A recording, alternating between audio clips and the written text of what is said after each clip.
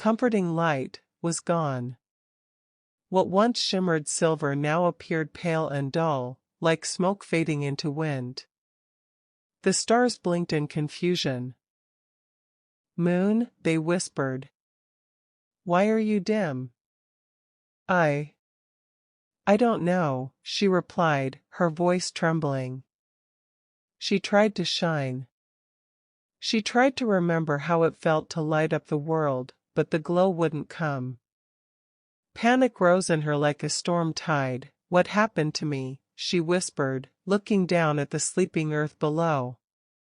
She called out to the wind, who always played in the clouds nearby. "Wind," she asked, "have you seen my light?" The wind danced in circles around her, gentle and curious. "No, dear moon," he said with a sigh. "But I will carry your question across the sky." And with that, he flew away, his soft whisper trailing through the stars. The moon waited. She searched. But nothing changed. And for the first time in her long life, she felt something she had never truly known: fear. Not just fear of being dark, but fear of not knowing who she was without her light. Was she still the moon if she could no longer shine? She floated alone in the sky, her pale form drifting quietly above a world that no longer noticed her. Yet, even in that loneliness, something inside her refused to break. There was a question burning within her heart, one that no star, no wind, and no sky had ever asked before. "If my light is gone, can I find it again?" And thus, her journey began. Not a journey across space or time, but one inward, deep into the soul of who she was. A journey not to regain something lost, but to understand what it truly meant. The moon drifted silently across the sky, her heart heavy with questions and uncertainty. The stars around her sparkled gently, offering silent comfort, but she barely noticed. She could feel the absence of her glow, not just in her pale reflection, but deep within. Her radiance had always been her gift, her way of serving the world.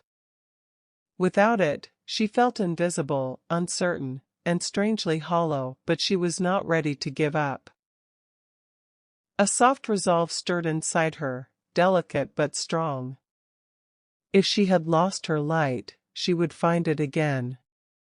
Somehow her first thought was to speak to those who had watched her longest, the wise ones of the night. She floated down lower, her eyes scanning the earth below until she saw the forest canopy bathed in midnight blue.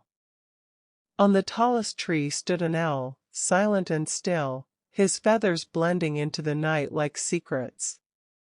His eyes glowed with ancient wisdom. "Owl," the moon called softly, "do you remember when I used to shine?" The owl turned his head, blinking slowly. "Yes," he said in a deep, calm voice. "You lit the forest paths, painted silver on the leaves, and kept the fear away from small creatures. We all remember your light." "Then why can't I feel it anymore?" she asked, her voice shaking. "It's like I'm empty, like something essential has been taken from me." The owl considered this, his eyes narrowing. "Perhaps you are looking only outward. Sometimes, the brightest light isn't what we see, but what we carry within. Your glow was not only in the way you shined, but in how you made others feel safe and seen." The moon blinked. "But how do I find that light again if I can't feel it inside me?" The owl lifted one wing and gestured to the forest below. "Begin by listening. The world speaks, moon. Even in silence, it tells stories, of joy, of loss, of healing. Sometimes, the answers come not in flashes, but in quiet echoes." The moon nodded slowly. She hadn't truly listened in a long time, not in the way the owl meant. Her glow had made her feel needed, admired. But maybe there was more to her than what she gave. Maybe she had forgotten to receive. "Thank you," she said, her voice barely above a whisper. The owl closed his eyes. "You are not lost, dear moon.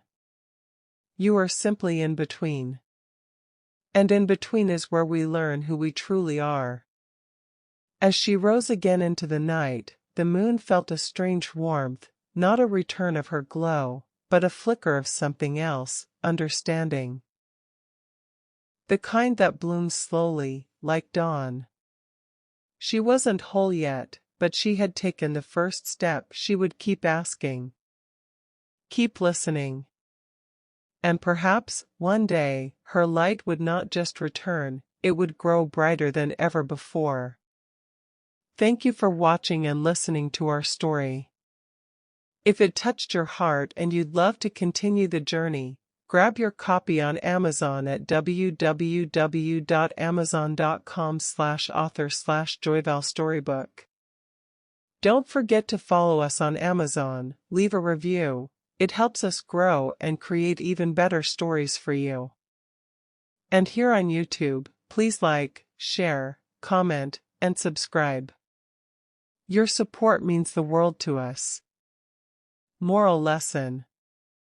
1. Your light is never truly lost, even in the darkest times, your inner glow remains. It's waiting to be rediscovered. 2. Self-worth comes from within. The moon learns that her value isn't based on others' opinions but on her own unique light. 3. Resilience is quiet strength. Through storms and solitude, strength grows silently and shines through when needed most. 4. Emotions are powerful teachers. Fear, sadness, joy, and hope all carry lessons when we take the time to listen to them.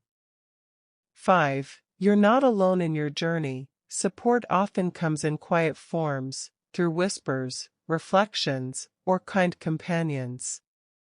6. Kindness can heal what pain once broke. Small acts of love and compassion restore even the most broken pieces. 7. Discovery begins with self-acceptance. To find light, the moon first had to accept her flaws, her fears, and her truth. 8. Everyone has a purpose, even when unseen or unappreciated. Your presence matters in the sky of someone's life. The end.